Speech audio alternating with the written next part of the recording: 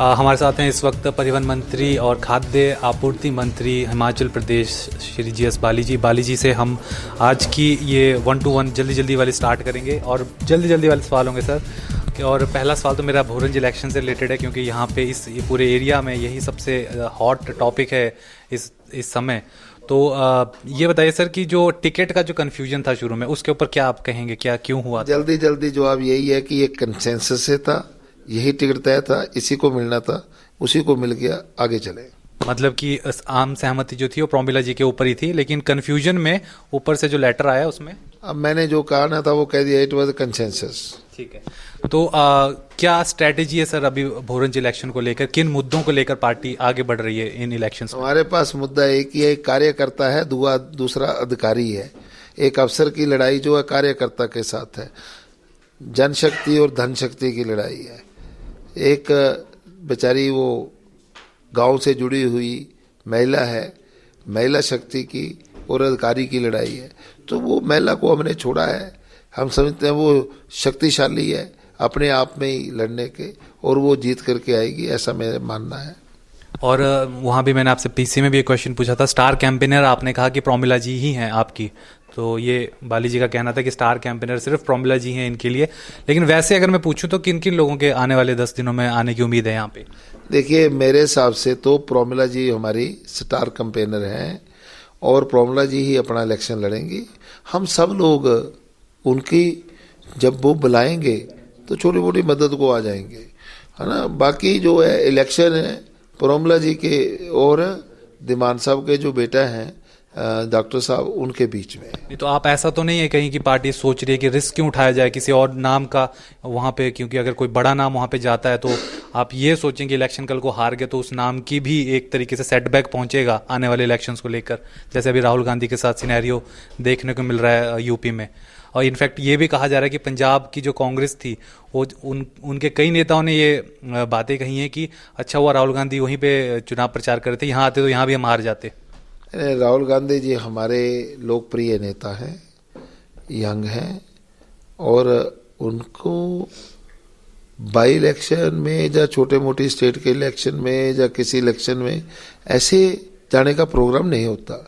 हमारे बड़े, मैंने कहा कि इस इलेक्शन में हम लोग सब जाएंगे, माननीय मुख्यमंत्री जी भी आ रहे हैं, कई सभाएं कर रहे हैं, जहाँ जहाँ हमें बुलाएंगे हम लोग भी जाएंगे।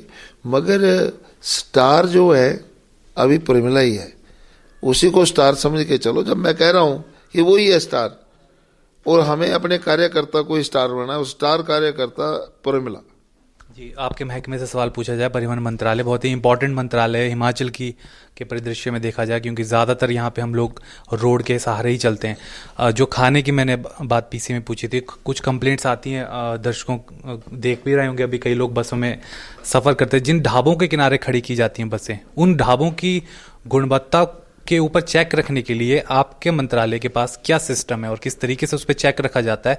अभी पिछले दिन एक ऐसी खबर आई थी कि एक किसी मंडी जिले में किसी ढाबे के पास वॉल्वो को खड़ा कर दिया गया, हिम सेतु जो वॉल्वो है उसको खड़ा कर दिया गया, उस ढाबे का कोई नाम भी नहीं था, तो और वो क्वालिटी जो खाने की थी बहुत ही ख़राब थी और पैसे भी उनसे ज़्यादा लिए गए। इस पर आपका मंत्रालय किस तरीके से नज़र रखता है? देखिए, ऐसा है कि दो बातें हैं। हमने जो रिकॉग्नाइज किए ढाबे, उनकी लगातार वीडियो हमारे पास आती है, जो फैसिलिटीज़ हैं, और मेरे आदेश हैं कि रेट बड़े बड़े लिखे होना चाहिए। 2 कंप्लेंट आती है कि एक एक्स्ट्रा चार्ज करते हैं, और मेरा आपके मार्फत भी बोलना है कि जो फिक्स है वही चीज़ ले। जैसे एक्स्ट्रा चीज़ का लेते हैं कोई भी चीज़, उस पर वो गड़बड़ करते हैं, तो ये सीरियस इशू है। मैं कई बार इस पर, अब ड्राइवर ये है 3000 ड्राइवर चलेंगे, अब 3000 ड्राइवरों के ऊपर मैं समझता हूँ और मानने को तैयार हूँ कि उसमें से एक ड्राइवर ने कहीं गाड़ी लगा दी, तो हम जब एक्शन तो लेंगे जैसे हमारी नॉलेज में बात आएगी, पर उस पर जो एक्शन लेंगे वो इतना ज़्यादा नहीं हो सकता कि वो कई बहाने लगाते हैं, जी मेरा टायर पंचर हो गया, जी मैंने गाड़ी वहाँ खड़ी की थी, जी लोग अपने चले गए। अब इसका कैसे पूछें पैसेंजर से, जब पैसेंजर आगे आए। और हमने कई बार अपील की है कि जब उनको लगे कि ऑथराइज ढाबा नहीं है, वो लिखा होता है, नहीं है तो हमें तुरंत, मैं फ़ोन के ऊपर होता हूँ, मुझे फ़ोन करें। आपकी जो आपने जो फ़ोन सेवा बहुत ही मशहूर हुई थी, वो अभी भी आपकी वो जारी? बिल्कुल मेरी जेब में होता है, ये मेरे साथ है, अभी बजाओ, मेरे पास है, मेरे गाड़ी में है। मैंने टेलीफोन अभी भी रखा, जो मेरा पर्सनल है वो भी दिया हुआ है। सारी दुनिया के पास मेरा पर्सनल टेलीफोन है, हर आदमी पर्सनल पे भी करता है, उस पर भी करता है। मगर उसके बावजूद हमने एक बनाया हुआ है कंट्रोल रूम, उसके ऊपर भी करते हैं। जो कंप्लेंट आती है उसके ऊपर मैं डायरेक्ट एक्शन लेता हूँ रोज के रोज।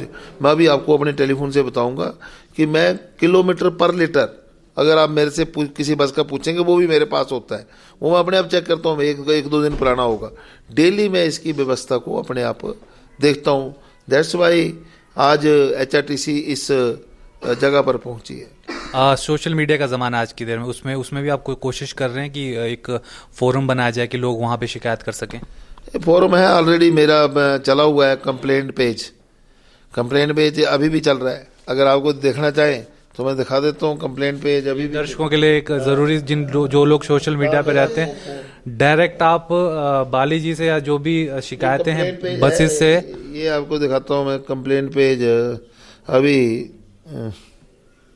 अभी भी कंप्लेंट पेज जो है वो चल रहा होगा, क्योंकि ये व्हाट्सएप का बात करें सर? व्हाट्सएप की बात कर रहा हूँ मैं। व्हाट्सएप की, फेसबुक की, व्हाट्सएप की भी, फेसबुक पे भी, दोनों पे ही कंप्लेंट पेज जो है वो चल रहा है। और मेरे पास लगातार जो है शिकायतें जो है ये चला है। ओके, है ना। ये कंप्लेंट सेल है आपका? डायरेक्ट कंप्लेंट सेल नहीं है, ये कंप्लेंट पेज के ऊपर मुझे आती है और वो कंप्लेंट तुरंत उसके ऊपर मैं रिएक्ट करता हूँ। जैसे ये कंप्लेंट आई थी, इसका एनी टाइम विच सूट्स, तो मैंने वो उसका जवाब देता हूँ। तो मैं प्रयास करता हूँ कि हर चीज़ को, अभी मैं इसमें आपको दिखाता हूँ कि कैसे इसकी वर्किंग को किया जाता है। ये जो इतना वो नज़र आता है, वो इतना आसानी से काम चलने वाला नहीं है। इसके लिए बड़ी मेहनत करना पड़ती है। जब लोग सो रहे होते हैं तो हम लोग जाग रहे होते हैं। काम किए बिना कोई भी उसका फल जो है वो मिलता नहीं है। तो वो सारा काम कर कर के ही फल मिलता है। जैसे ये आ गया परफॉर्मेंस ऑफ इतने से इतने तारीख तक, ठीक है। ये कितनी तारीख तक है? 17 तक। तो 4 दिन तक की मेरे पास ये परफॉर्मेंस का चार्ट जो है ये आया हुआ है। ये क्या है? मैं कैमरे की तरफ दिखा देते हैं। ये सारा चार्ट आया हुआ है। तो पर बस क्या किलोमीटर है, क्या लीटर है, कितने एवरेज आ रही है, कितनी सवारियां बैठ रही हैं, वो हर चीज़ को मैं इसके ऊपर ले रहा हूँ।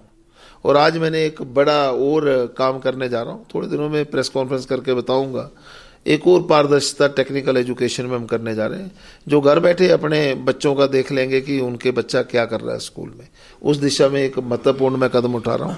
तो ये सारी चीज़ें हैं जो मैंने की हैं, और इसका मैं कोई अपने ऊपर वो नहीं ले रहा हूँ कि मैंने बड़ा काम कर दिया, मगर जो मैंने काम किया है उसको मैं आम जनता के ऊपर छोड़ रहा हूँ कि वो जजमेंट करें कि क्या मैंने किया है। आपको सर बहुत ही मुखर और बहुत ही एक पावरफुल शख्सियत माना जाता है हिमाचल की राजनीति में, और आपके जो विचार हैं, आप हमेशा टाइम टू टाइम अपने विचारों को बिना पार्टी लाइन के हट के भी आप उसको ये प्रेस कॉन्फ्रेंसेस में या रैलियों में आप बोलते रहे हैं।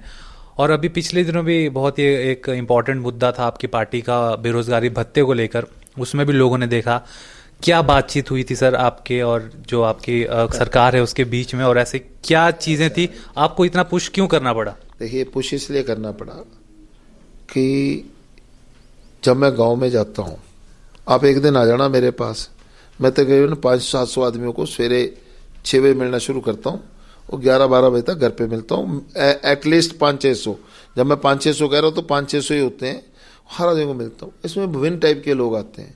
एक वो आते हैं जो बिड्डो हैं, यंग बिड्डोज। अभी मैं उनको TMPA कह रहा था, मैंने कैसे रखी, किसी ये सारे जो रखे गए हैं ये उसमें रखे गए हैं, डेथ के बाद क्या बोलते हो, कंपैशनेट ग्राउंड पे। कंपैशनेट ग्राउंड पे रखे इसलिए, अदरवाइज इनका 30 साल में बारी नहीं आती, 25 साल में बारी नहीं आती। इनको भी रोजगार चाहिए था और कोई मेरे पास जगह थी, मैंने कानून चेंज कर करके इनको रखा। अब इनको मेरा विश्वास टूट गया इन पे कि महिलाएं जो काम दिया वो करना चाहिए, जिस काम के लिए, तो वो उसमें टाला मटोड़ी नहीं होना चाहिए कि जो काम मिला है उसको करना चाहिए। मुझे भी डायबिटीज है, मुझे भी हार्ट प्रॉब्लम है, मुझे भी प्रॉब्लम है, पाँव भी टूटे हुए, फिर भी मैं अपना काम कर रहा हूँ। तो जो आप जिंदगी में तभी तरक्की करते हैं जब आप कमिटेड हो किसी भी काम के लिए। आप कमिटेड नहीं होंगे तो आप पीछे रह जाएंगे। जो आपने बेरोजगारी भत्ते की बात की, आपको याद होगा कि इलेक्शन 2012 से पहले मैंने पूरे प्रदेश का दौरा किया और बेरोजगारों से मिला। हर जगह उनकी ये था कि हमने सिम डालना होता है जी, हमने इंटरव्यू देने जाना होता है, हमने अखबार पढ़नी होती है, हमने टेस्ट के लिए जाना होता है, तो कई बार हमारे पास पैसे नहीं होते। मैं आपको 50 इंसिडेंट बता दूंगा कि मैं गांव में जाता हूँ, बच्चे, लड़की भी एमकॉम है, लड़का भी एमकॉम है, एमएससी है, जॉब नहीं है, घर में रोटी भी नहीं है। तो उन बच्चों को अगर 3 बच्चे होंगे और 3,000 रुपया मिल जाएगा घर में, तो एक बैठ के किताब ला सकते हैं जिसमें compete कर सकते हैं। आप, हमारे पास दिक्कत क्यों है? दिक्कत यह है, मैंने कई बार कहा है कि हम लोग कहीं ना कहीं चूक गए हैं कि 12वीं के बाद हमें कई ऑप्शन देना चाहिए थी। ये नर्सिंग में जाओ, एमबीए में जाओ, उसमें जाओ, होटल मैनेजमेंट में जाओ, तो आईटीआई में जाओ। अब आईटीआई का बच्चा तो मेरा सीधा 80% 90% उसको कैंपस रिक्रूटमेंट है, प्लेसमेंट हो रही है। प्लेसमेंट में उसको 7-8 हज़ार रुपये तनख्वाह मिल रही है। जो इंजीनियरिंग करके आ रहा है उसको 5 हज़ार रुपये नहीं मिल रही है। तो इंजीनियरिंग, क्योंकि इंजीनियरिंग वाला टाई लगा ली है तो कोई काम नहीं करना चाह रहा है। तो हमें, जब मैं अड़ता हूँ तो कि क्वालिफिकेशन जो है, वो मार्क्स जो है 60% होना चाहिए, 65 होना चाहिए, ताकि you produce the best of the lot, ताकि 21वीं सदी में जाके। मतलब आपका इंटेंशन बहुत सही था कि लोगों को, जो बच्चे पढ़े लिखे हैं, आगे आ रहा हूँ। हाँ जी, मेरा इंटेंशन इतना ही था, जो लोग बच्चे पढ़े लिखे हैं उनको काम भी मिले, उनको नौकरी भी मिले, उनको नौकरी लेने के लिए उनको किसी के आगे हाथ ना फैलाना पड़े, और वो जाएं और पढ़ ले, अखबार पढ़ ले, लाइब्रेरी में चले जाएं, कहीं चले जाएं। कम से कम उनके पास सिम में पैसे डालने हैं। अब मैं क्या बताऊं आपको कैमरे के ऊपर कि छोटी लड़कियां हैं, ग्रेजुएशन कर रही हैं, सिम के पैसे डालने के लिए किससे लेंगे? तो वो एक, हमने उनको एक पॉकेट मनी दी है, सम्मान दिया है। उस सम्मान से वो अपने आप को कैसे ठीक कर सकते हैं और कैसे कंपटीशन करने के लिए आगे बढ़ सकते हैं, उस दिशा में काम करें। और ये मेरा मैनिफेस्टो में जब डाला था तब भी यही था। और दूसरी बात ये थी कि मेरा मानना है कि जो मैनिफेस्टो में डाला है वो आपको जरूर पूरा करके फिर जाना चाहिए लोगों के बीच में। हमने जो, आज हमारे मैनिफेस्टो की क्रेडिबिलिटी है, तो हमने जो मैनिफेस्टो में कहा वो किया। तो आपको नहीं लगता इतना कुछ होने के बाद इसको जारी किया गया तो उसकी एक वैल्यू अपने में कम हो गई? नहीं, ऐसा कुछ नहीं है। वो वैल्यू की जारी हुआ उसकी तरफ देखना चाहिए कि जारी हुआ, इतना बड़ा काम हुआ, 150 करोड़ रुपया उसमें वो है। विपक्ष कह रहा है सर कि इससे अतिरिक्त बोझ पड़ेगा, ऑलरेडी हम लोग की इकोनॉमी कर्ज के तले दबी हुई है। ऐसा है, मैंने यही बात हमारे कई लोग कह रहे थे, तो मैंने माननीय मुख्यमंत्री जी को एक चार्ट दिया था बना के कि कहाँ से हम तकरीबन 2,000 करोड़ रुपया और रेवेन्यू सोर्सेज को ला सकते हैं। और जो अधिकारी बैठे थे उन्होंने माना था कि ये ठीक रास्ता है। रिसोर्सेज क्रिएट करना जो है वो प्रॉब्लम नहीं है, हम रिसोर्सेज को और बड़े पैमाने पे क्रिएट कर सकते हैं। और मेरा ये मानना है कि जिस गरीब को चाहिए उसको दीजिए, जिससे लेना उससे लीजिए, पर आम जो है, जिसको जो पात्र है उसको उसका हक जरूर मिलना चाहिए। सर, एक फ्यूचर से रिलेटेड क्वेश्चन कि क्या जीएस बाली बड़ी पोजीशन के लिए, और बड़ी पोजीशन के लिए रेडी हैं और अपने कांगड़ को रिप्रेजेंट करना चाहते हैं विधानसभा या शिमला में? मैं हिमाचल को रिप्रेजेंट करता हूँ, मिनिस्टर हूँ, और जहाँ तक मैंने अभी कहा 2 मिनट का पता नहीं इस दरवाजे से बाहर जाके क्या होना है, इसलिए मैं प्रेजेंट में जीतता हूँ। मुझे फ्यूचर में और पास्ट में जीने की आदत नहीं है। धन्यवाद। ये थे हमारे साथ जीएस बाली जी, जिन्होंने बहुत ही ज़बरदस्त तरीके से अपने विचार प्रस्तुत करते हैं, इसी बात के लिए जाने जाते हैं। बहुत बहुत शुक्रिया सर हमसे बात करने के लिए।